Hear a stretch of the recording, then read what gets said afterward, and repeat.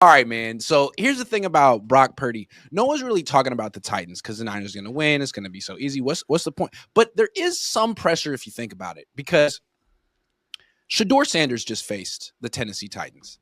And Shedeur Sanders is considered by some to be like a non-NFL starter.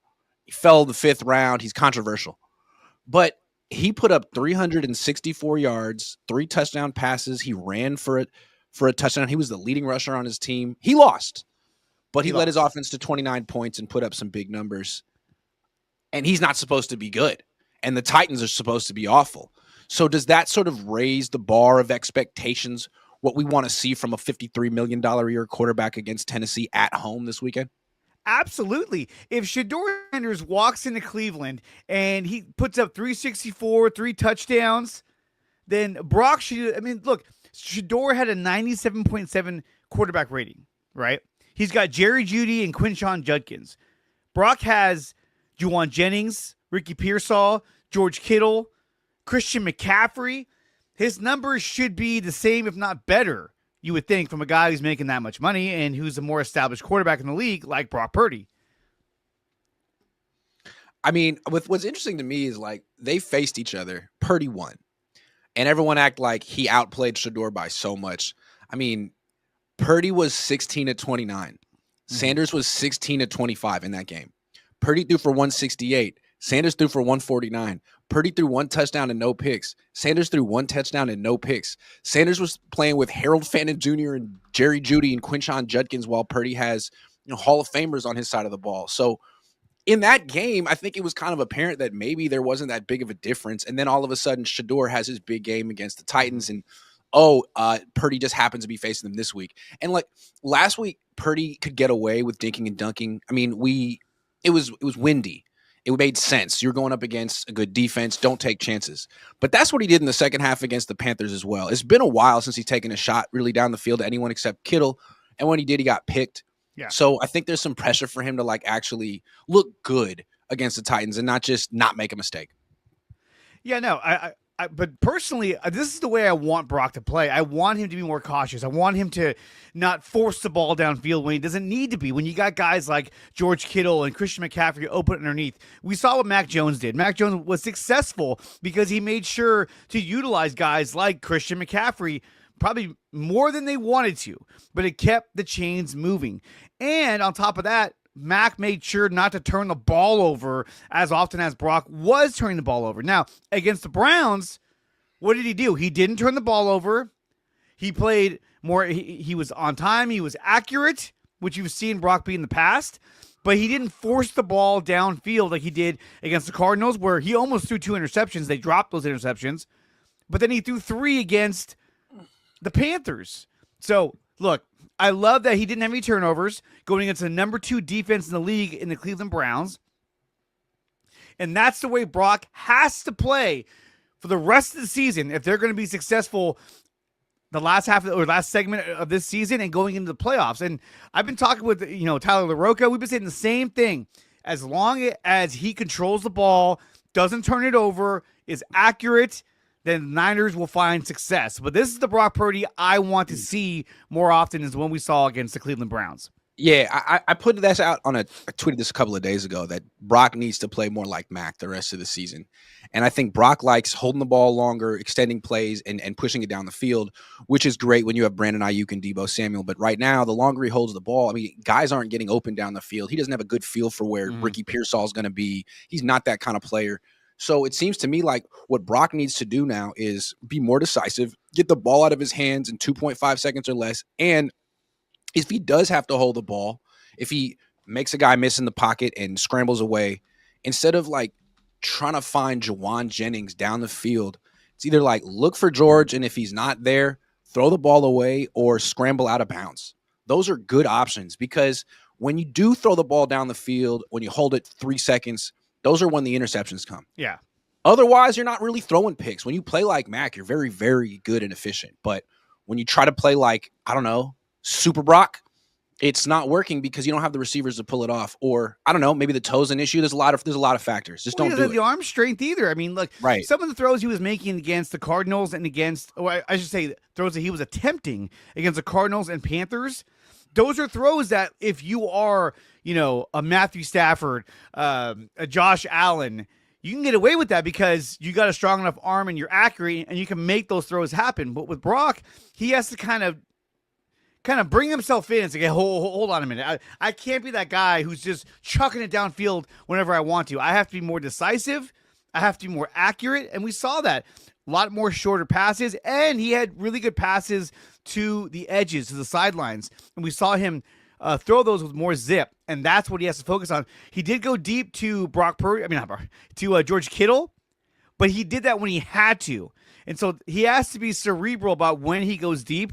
Not just, like he did against the Panthers when he tried to force a shot into the end zone to Ricky Pearsall, and it was an interception. He can't make that kind of throw. I'd like to see Brock Purdy definitively outperform the opposing quarterback for once this season. I mean, he didn't definitively outperform Shedeur. He didn't definitively outperform Bryce. I mean, he was awful against the Panthers. I mean, Jacoby Brissett might have been better than Brock Purdy. Jacoby Brissett set a freaking record. Trevor Lawrence was better than Brock Purdy. Sam Darnold was right there. I'd like to see him just be way better than Cam Ward. Can you do that? Because on paper, he's not. I mean, they both have 9 touchdowns, 7 picks this year. That's mind-blowing to me. Mind-blowing. I think that Brock's the kind of quarterback where I don't know if he's ever going to be a quarterback where he's going to outperform the opposing quarterback. And I think that when he tries to be that quarterback, that's when he runs into more problems. I think that he needs to be a guy that doesn't focus on, I'm going to outstat you. It needs to be, I'm going to outthink you, and I'm going to make less mistakes than you. And that's how we're going to win, because I'm just not going to screw up and allow the other team to get the ball back. So that's the way. That's how Brock has to be. The way he played against the Browns, that is the Brock Purdy I want to see moving forward. He didn't turn the ball over. He was doing the Dougie in the end zone. That's the Brock I want to see. Speaking of Brock and the Dougie, that was interesting. How much pressure is he under the rest of the season? It seemed like he was letting some emotion go there. I mean, a lot of pressure on him. He's not supposed to be as mobile anymore because of this toe injury. He runs for 2-yard touchdown, and he's dancing. And he beats the Browns, and he's on a 3-game winning streak. That's phenomenal. But he's still – the scrutiny is different this year because of the contract that he signed, and the season isn't over. And the conversation the rest of the offseason will be largely shaped by how his season ends. So how would you quantify the level of pressure he's under for the next month or two? I think there's a level of pressure that he's going to have to play through. I think this sounds weird, but I think he did the Dougie because, look, that's something Mac Jones would have done. True. Like he wanted to be trying to show some personality, some looseness. Exactly. And I think that's why he did it. And I'm sure he was feeling good about it too. And look, you saw the reaction from the team. They all loved it. And so I think that's something that he has to do a little bit more of. Be a little more down to earth. Lost his mind. But at the same time, the Niners are playing with house money. The Niners are a team that could easily be 4-9 right now. Being the fact that they lost their starting quarterback, they lost Nick Bosa, they lost Fred Warner. A lot of people have written them off. It's like, oh, they're not going to be in the playoffs, or if they are, they'll get knocked out in the first round. So really, any success is a huge success for San Francisco. Because of that, it's taking pressure off of Brock because he doesn't have to, be the best quarterback in the league. He just needs to make sure that they win these games. So I think the schedule and the circumstances of our season is actually favoring Brock because now he doesn't have to play out of his mind. And I think he realized that after the Panthers game, like, hey, wait a minute. I don't have to be Superman. I don't have to be, Josh Allen. I need to go out there and just execute the game plan and just find a way to win. And I think that's hopefully what's going to happen moving forward. Yeah. I think he's under pressure because his contract is so large, and the Yorks gave it to him expecting that he would sort of bounce back from 2024 and be the 2022, 2023 Brock again and put up those kind of numbers with Christian back on the fold. And he hasn't done it yet. And while everyone loves Brock and he's a hard worker and he's a pro, that only goes so far. I mean, I'm going to invoke Brandon Ayuk for a second. And you say, well, they have nothing in common. Brandon Ayuk wasn't any of those things. But the thing that ultimately did Brandon Ayuk in with the Niners is the fact that he was just overpaid. I mean, they thought he'd be worth it. Then he came back, didn't live up to the couldn't produce, got hurt, and it was clear that you're underwater with that contract. Yeah. And so they could say that it was about professionalism or communication, but to me, they didn't want to pay him anymore. And they found a way to stop, essentially. They did that with Jimmy too. At one point, they loved Jimmy. And then it was clear that Jimmy was overpaid. And all of a sudden, it was like, well, Jimmy doesn't communicate. It's like when you find reasons to stop loving your wife or whatever, they don't communicate. Yeah, whatever, man. You just don't want to pay Jimmy what you're paying Jimmy. So they found a way to make Jimmy cheaper. And they brought him Trey, and they restructured his contract. They have shown that they won't overpay grossly for players, and they will find a way to stop. So, Brock, you got to really justify the contract because they can get out of it after 2026. You got this year and you got next year. And if you don't look like a top 10 quarterback and you're not performing like a top 10 quarterback, then guess what? Ask Jimmy what's going to happen. Yeah. So maybe not a ton of pressure, but it's mounting. Oh, and they've shown it with Jimmy Garoppolo. They've shown it with Brandon Ayuk. It doesn't matter how the fans feel about the player or how the team feels about the player. If the player is not meeting their expectations, especially on a financial level, then they're going to make those moves to make sure that they are not underwater on these contracts. And look, what they did at the Brandon Ayuk, the team is like, oh, I didn't know. That's just I feel like a lot of players knew what was happening to Brandon Ayuk. They just knew they couldn't talk about it because that's not their business. Who wants to be that guy who was like, hey, did you guys hear about Brandon Ayuk's guaranteed money? And it's like, wait, what? So the team knows what the organization is capable of and what means that they're willing to go to make sure they get their money back. So, yeah, I would agree that there is pressure on Brock because, he has to perform the rest of the season and into the playoffs. If we get to the playoffs and he lays an egg in round one, kind of like what Jared Goff did last year or Sam Darnold did last year, then Justin Herbert. But it's going to be a huge conversation of, okay, is this really the guy? I don't know. And it's going to put even more pressure on next season for him to succeed. And the thing that makes Brock different than all the other quarterbacks who are making a ton of money is that Mac Jones is in the picture. If Mac Jones were on, the Bengals and had gone 5-3 when Joe Burrow was out and put up numbers that were similar to Joe Burrow, it'd be a discussion because teams don't want to spend all this money on quarterbacks. Yeah. And with Brock, Mac Jones exists. So if he goes out and lays an egg, the question, I think what's so interesting about the Mac Jones situation is the Niners didn't sign him for 1 year. He's not going away necessarily. And if Brock messes up, like you said, and loses in the first round and throws 3 picks, then guess who's not going anywhere? Mac. And when the Niners can get out of Brock's contract at the end of 2026, that's when Mac's contract is up. So it seems like at the end of next season, the Niners are going to have big decisions to make on all kind of people in the organization. John's contract will be up, John Lynch's. So this is all culminating to a big crescendo next season. So far, so good for Brock. They're not going to get rid of him now, but Mac Jones isn't going anywhere. And this quarterback controversy isn't going anywhere, especially if he falters down the stretch. There's a lot of pressure on him this year. Yeah, absolutely. They invested a ton of money into his contract and with the expectation that he could be that guy. Now, he's shown flashes of that this season. He showed it obviously in 2023 and even in 2022. He showed that this guy was better than most people thought.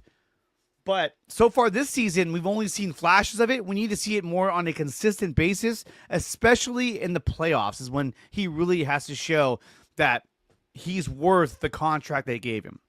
And it was so interesting about football and his situation is, let's say he kind of stinks the rest of the regular season and he's dinking and dunking and just trying to survive, not pushing the ball down the field. But he gets to the playoffs, gets hot, goes to the Super Bowl and wins. Guess who doesn't give a shit about the regular? No one cares about the regular season and what he did. It just culminated in the 6th Lombardi. But if he goes to the playoffs and loses in the first round, then you look back at this whole season, you look back at his last 2 seasons, and you're like, damn, man, is this who he is now? I feel like that whole range of outcomes and conversations is on the table for him. Like, you could flush the last 2 seasons with a good playoff run, or you could define him by the last 2 seasons if he falters. Yeah, and you really could.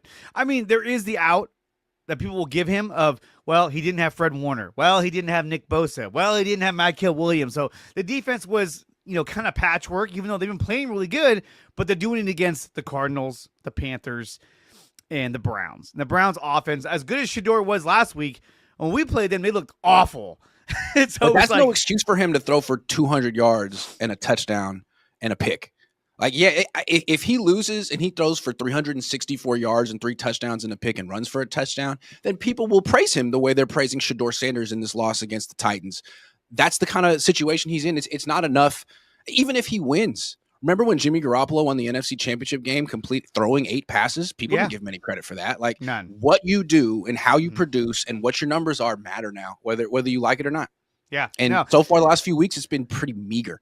I mean, if they run the table and somehow they win the Super Bowl, then I would say he has full immunity next season for the most part. Life. Well, maybe not for life. Not for life, but I would say for Hurts most is getting of run next out of season. Philly right now, and he just won last year. Jalen Hurts, yeah, dude, they want Sirianni fired. They want Jalen Hurts out of there, and they just won the Super Bowl. I wouldn't be surprised if Hurts is out of there in a year or two. Dude, I just did a breakdown of the top quarterbacks in the NFC. And I put Jalen Hurts as number 4 only because of what he did last season in the Super Bowl. We've seen him at a very high level play extremely good. I'm like, so he's But if you were dropped on Earth 3 months ago and all you could see is this season, what would you think of him? Oh, I think he's awful. Right? He's playing awful right now. Lamar's playing awful right now. Mahomes is playing awful right now. It's hard to explain. It's just that it's one of the cool things about the NFL. It changes rapidly. It does. Rapidly. Yeah. I mean, like Brock isn't playing well right now. I mean, Brock's TD to INT ratio is awful. Terrible. So he's got a good win-loss record. Sweet, man. Jimmy had that on the Niners too. Like, he's got to step it up. He does, dude. And but I don't know if this is the guy that's going to say, okay, so against the Titans, this guy's going to throw for 400 yards and 3 touchdowns. I don't know if Brock's that guy. I think Brock might throw for 250 and have 2 touchdowns. And then McCaffrey will have a touchdown and somebody else have a touchdown. And that's just what he does. He just keeps the chains moving and finds a way to keep them winning. I mean, how many games in 2023 did we see where we were like, dude, Brock is just lighting it up right now? That's not really his game. You know who would throw for 364 against the Titans this week? Mac Jones. All right, let's move on. Talk about something else. All right. You're listening to the Dre Aries Sports Show, live on YouTube and X.